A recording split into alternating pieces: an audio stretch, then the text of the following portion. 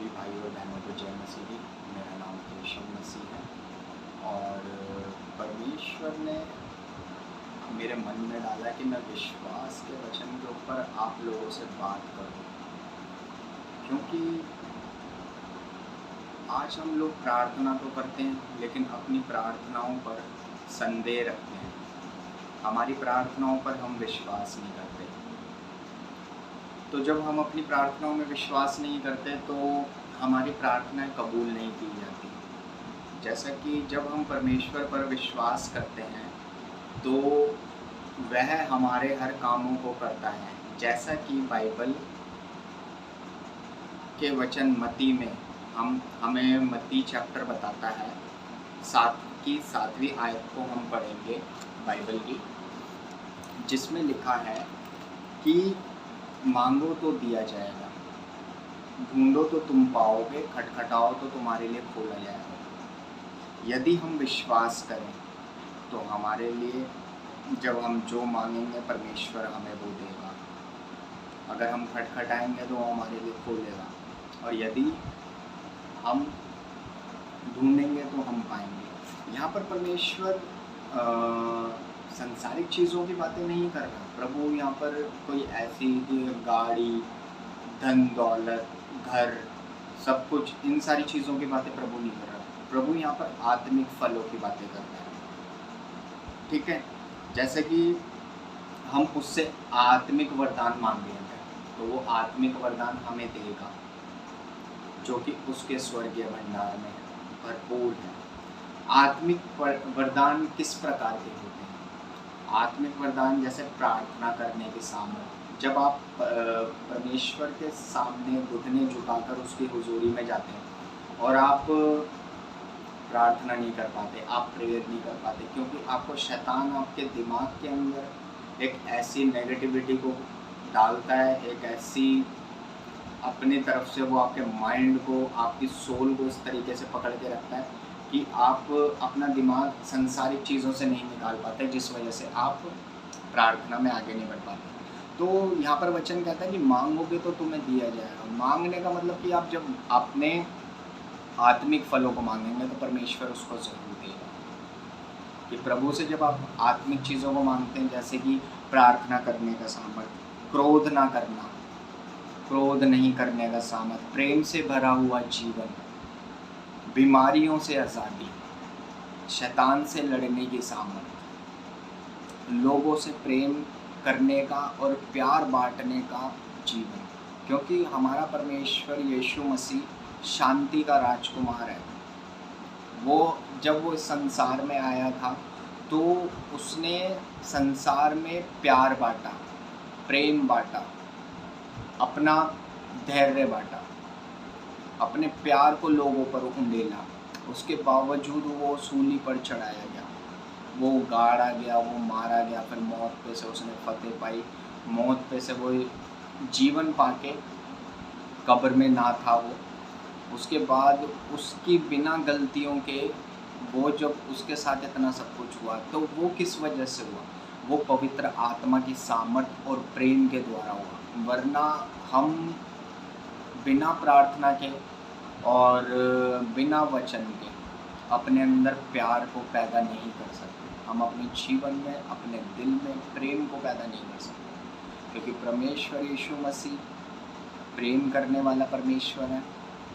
प्रभु ऐसी चीज़ों को नहीं पसंद करता, तो वो इसलिए अपने वचनों के द्वारा हमें यही बातें सिखाता है। और परमेश्वर के वचनों पर और उसकी व्यवस्था पर चलने की सामर्थ्य, कि जब हम उसको बोलते हैं, जब हम उसके साथ एक वाचा बांधते हैं कि प्रभु हम तेरे वचन पर चलेंगे, लेकिन हम उसके वचन पर चलेंगे कैसे? क्योंकि हम इंसान हैं, हमसे गलतियाँ हो जाती हैं, हम भटक जाते हैं। तो जब आपके पास पवित्र आत्मा का सामर्थ्य होगा तभी आप उसके वचन पर चल पाएंगे, वरना आप उसके वचन पे नहीं चल सकते।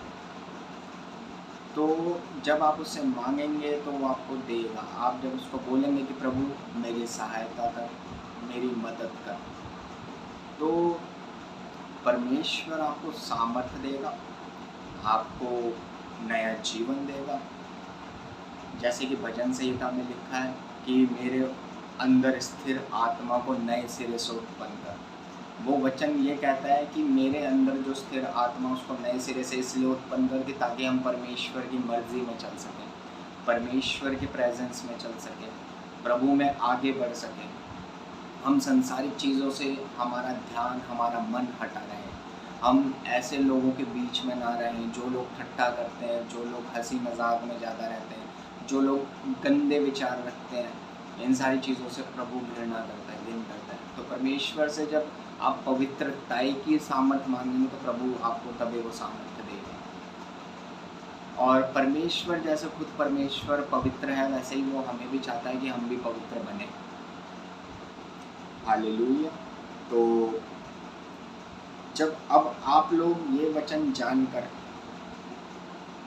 और इसका अर्थ समझने के बाद यह सोचेंगे कि हम तो आर्थिक परेशानियों से गुजर रहे हैं, ये सब हम नहीं कर सकते, हम नहीं चल सकते, हम रूल रेगुलेशंस पे नहीं चल सकते, हमारा ध्यान नहीं लगता, हम प्रभु में आगे नहीं बढ़ पाते। हम प्रार्थना करने बैठते हैं, हमसे प्रार्थना नहीं की जाती। हम बाइबल पढ़ने बैठते हैं, हमसे बाइबल नहीं पढ़ी जाती। हम वर्शिप आराधना करने बैठते हैं, हमसे आराधनाएं नहीं की जाती। हम फास्टिंग करने बैठते हैं, हमसे फास्टिंग नहीं की जाती।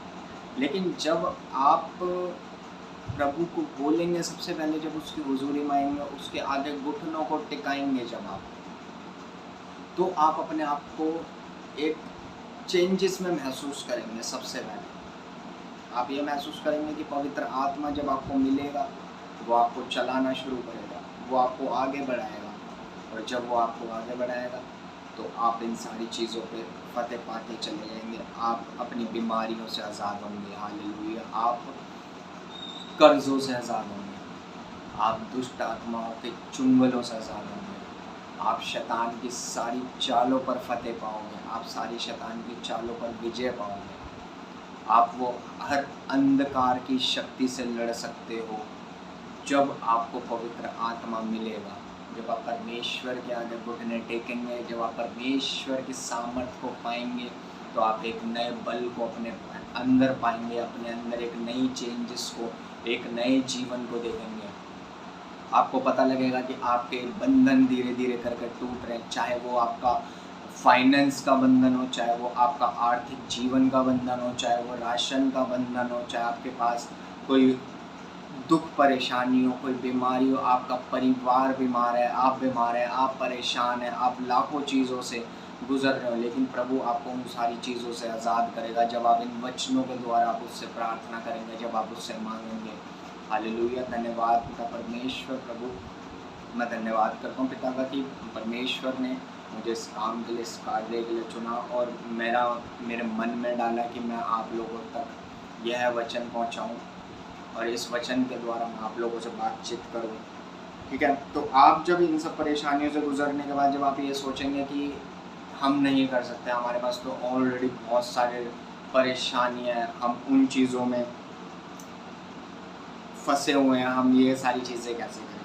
तो परमेश्वर का वचन ये भी कहता है कि जब आप मत्ती का चैप्टर, उसकी हम छठा चैप्टर मत्ती 33 और 34 आयत को हम पढ़ेंगे। ठीक है।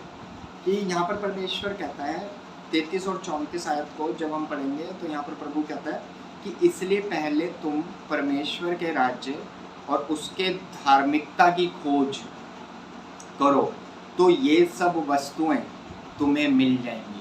अब ये सब वस्तुएं कौन सी वस्तुएं मिल जाएंगी? जो संसारिक वस्तुएं, जो हमें ज़रूरत है, जिनके लिए हमें लगता है कि हमें ज़रूरत है, हमें चाहिए होती है। हमें लगता है कि हमारे पास गाड़ी नहीं है, हमारे पास घर नहीं है, हमारे पास घर में खाने को राशन नहीं है। मैं कहता हूँ डोंट वरी अबाउट इट। इन सारी चीज़ों को लेके, इन सारी बातों को लेके आपको चिंतित होने की, रहने की ज़रूरत नहीं है। आप सिर्फ परमेश्वर के राज्य की और उसकी धार्मिकता की खोज करो। वो आपको ये सारी चीज़ें आपके कदमों में बिछा देगा, वो आपके पीछे पीछे चलाएगा उन आशीषों को, उन संसारिक चीज़ों को, उन रिश्तेदारों को, उन पैसों को, उस घर को, जिस चीज़ के लिए आप काफ़ी सालों से परेशान हैं, आप लोग डिप्रेशन से जूझ रहे हैं, आपके वो सारे बंधन टूटेंगे यीशु मसीह के नाम में, जब आप इन वचनों को फॉलो करेंगे, जब आप परमेश्वर से प्रार्थना करेंगे कि प्रभु हमारी सहायता कर, हमारी मदद कर, हम पे दया कर मेरे पिता।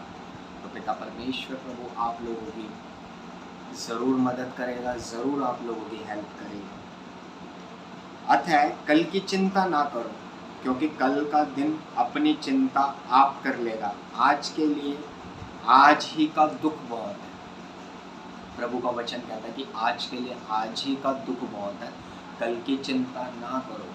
क्योंकि परमेश्वर का वचन ये भी कहता है कि जब मैं आकाश में उड़ते हुए पक्षियों को खिलाना जानता हूँ, ना वो बोते हैं ना वो काटते हैं, तो मैं तुम्हें क्यों ना खिलाऊंगा, क्योंकि तुम तो मनुष्य हो, उससे कई गुना ज़्यादा महत्वपूर्ण हो आप लोग। परमेश्वर की नज़र में आप लोग बहुत प्यारे हो, बहुत प्यार करता है परमेश्वर आपसे, उन पक्षियों से ज़्यादा प्यार करता है। हालांकि वो बेज़ुबान होते हैं, वो ना बोते हैं ना वो काटते हैं, लेकिन फिर भी वो लोग खाते हैं। ऐसे ही हम लोग हैं, हम लोग बोते हैं काटते हैं, लेकिन हम लोग प्रभु के कामों को भी करते हैं, हम बोलते हैं।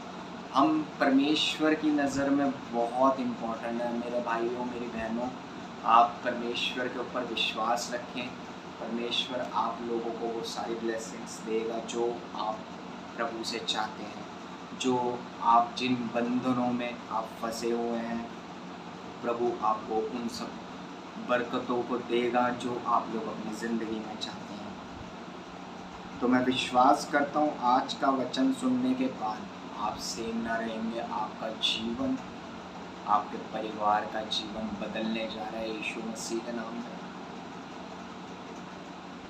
Hallelujah, thank you Jesus. सभी को जय मसीह की।